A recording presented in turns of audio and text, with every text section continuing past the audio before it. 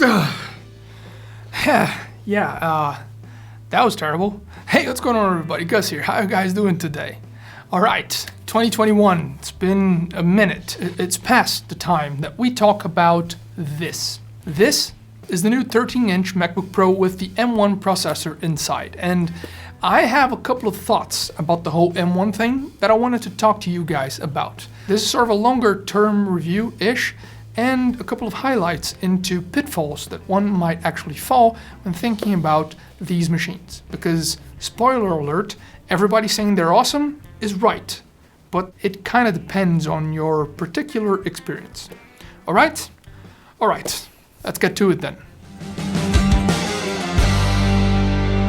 Okay, first things first, we need to kind of contextualize a little bit of what it is to live and try and buy one of these machines, because unlike other Apple computers in the past, you can't really spec all that much. There aren't that many differences and that many options.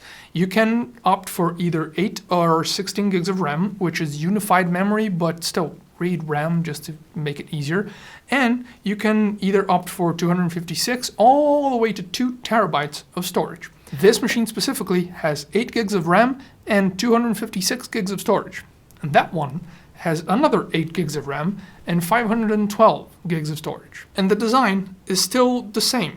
It's still beautiful, and honestly I find this the entire unibody structure with everything that it has inside, like, this is beautiful. If you want to complain about the design of the MacBooks, honestly, just go after the bezels on the screen. That's your only real option to complain that these things are, lagging behind, because they are actually still industry leading, in my opinion, in how they look and how they're presented. It still has the same ginormous, beautiful trackpad. You still have an excellent keyboard because it's not butterfly, and everything that we've been accustomed to with the MacBooks for the past couple of years, actually.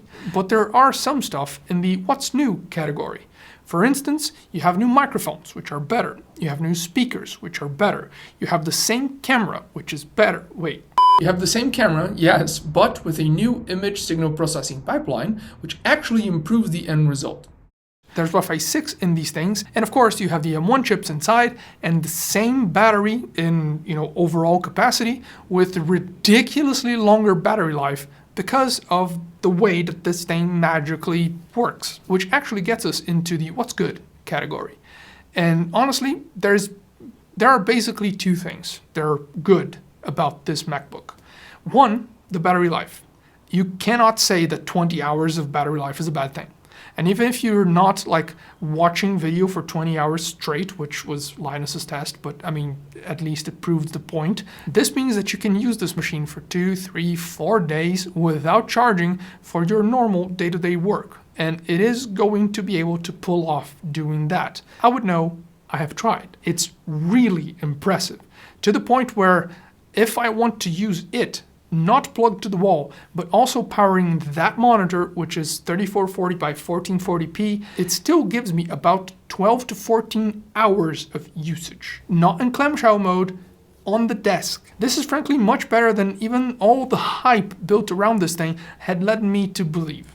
And in terms of performance, yeah, there are tons of benchmarks out there, so you guys have other places to go to see them, but you can open every single one of your apps, even though some stuff is go through Rosetta, which is emulating Intel x86 architecture, and you're not even going to notice. It's going to work, it's going to be fast, and you're just going to be happy. And the performance itself is as good as everybody has been saying, for the most part. Which would get us into the next category, which is what's weird. But just to close off this section properly, performance on the M1 MacBook Pro, and this has 8 gigs of RAM, remember that, is fan-freaking-tastic. It never gets hot, it never ramps up the fans, it never uses the CPU. I've tried to use the CPU, to torch it, and the only thing that would make the CPU try to flex a little bit was actually running benchmarks on it, which is, let's face it, not exactly day-to-day work. Your workflow during the day will not be opening up your own machine and running benchmarks one after the other to see it go crazy. That's not your work, right? Please tell me it's not. But this is a first generation product. There were bound to be hiccups, there were bound to be a little missteps here and there, and some stuff that would inexplicably happen, and no one would be the wiser. No one would actually understand, know what's going on, so stuff tends to get or take a little bit longer to actually resolve itself, or for actual, Apple or the developers to find a workaround to make stuff work. For example, I have seen a bunch of people saying that this thing performs like crazy fast in Final Cut Pro and DaVinci Resolve. Yes, I can attest to that. It does, but not all the time, at least for me, and that apparently is a bug. It does work absolutely flawless. It's beautiful to see, exports stuff extremely fast, but as soon as I plug it into that specific monitor, because that's the one I have to test, things get a little weird. If I tried to work with the title, the transition, or any color grading whatsoever on top of whatever footage, or even without any footage, just dropping titles on the timeline, this thing would lag to the point of the machine being completely unresponsive for 5 to 10 seconds before it slowly getting back there. Now, that's not normal behavior. Absolutely not. So I was, lost for words, because was that really about 8 or 16 gigs of memory? Could it be? Well, it shouldn't, because that display isn't 4K, and I've seen a bunch of videos showcasing people using the MacBook Air entry model with 8 gigs of RAM and one fewer visual graphics core enabled in its own M1 chip, editing videos with color grading, with titles, with transitions, with a bunch of stuff in 4K with a 4K external monitor plugged in, while the footage was being actually transferred and worked on from an external SSD. Could be the fault of the adapter? Yes. Could it be a hardware incompatibility with this monitor specifically in the way that the adapter is, making the transition?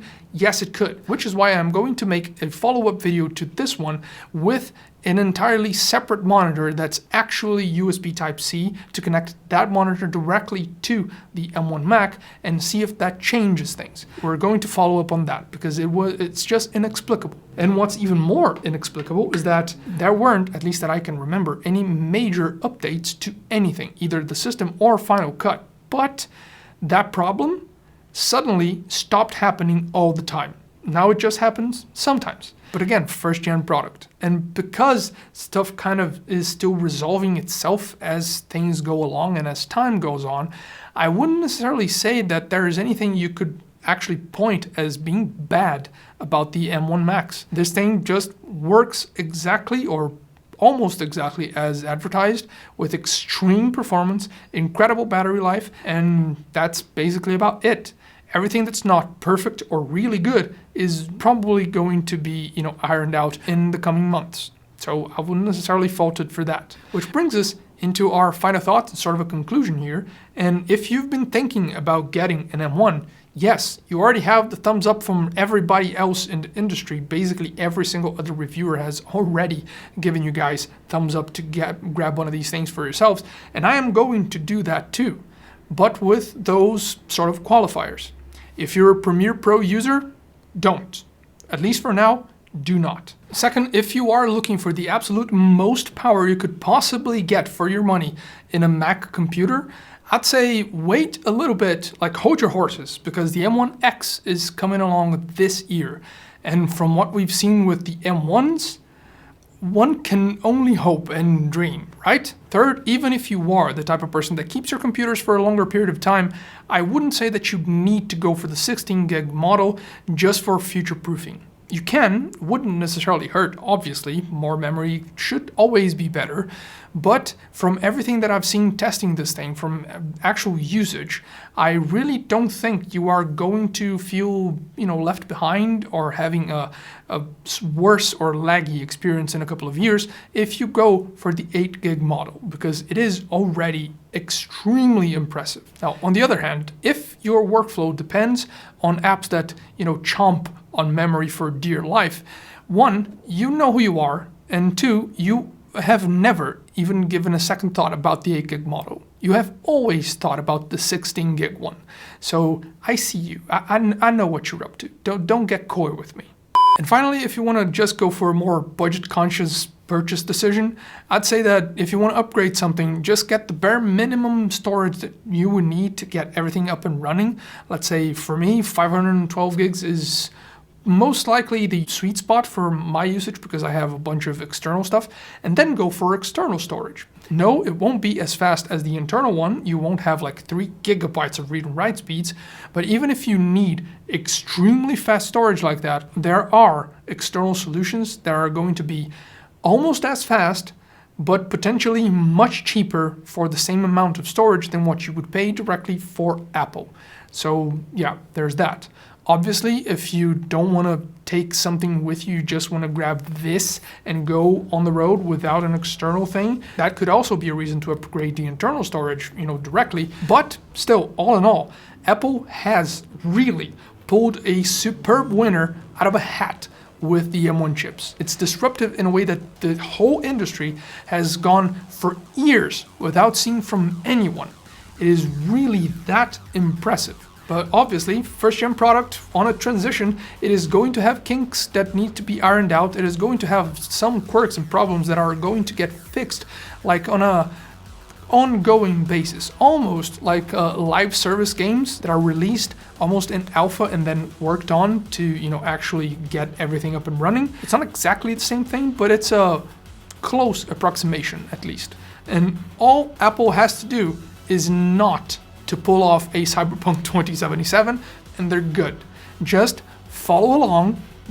If the hype starts to get way out of control, pull everybody back down a little bit with a couple of little, truth bombs about what the M1X chips are going to be, just so that you guys can do what you did again with the M1 on that next release and blow everybody's minds with something that's even better than what was anticipated. And that's been it. Hope you guys enjoyed the video, so like, subscribe, hit the bell, leave any comments or suggestions down below as usual if you're feeling like it, and share this video if you liked it as well. I really appreciate it. Thanks a lot for watching. This is Gus, and I'll catch you guys later. There are going to be a couple of videos in between, but the follow-up video with an external USB-C monitor to check the bugs that I've been having with this is coming. Just keep an eye out for that. So again, thanks for watching, guys. Talk to you later.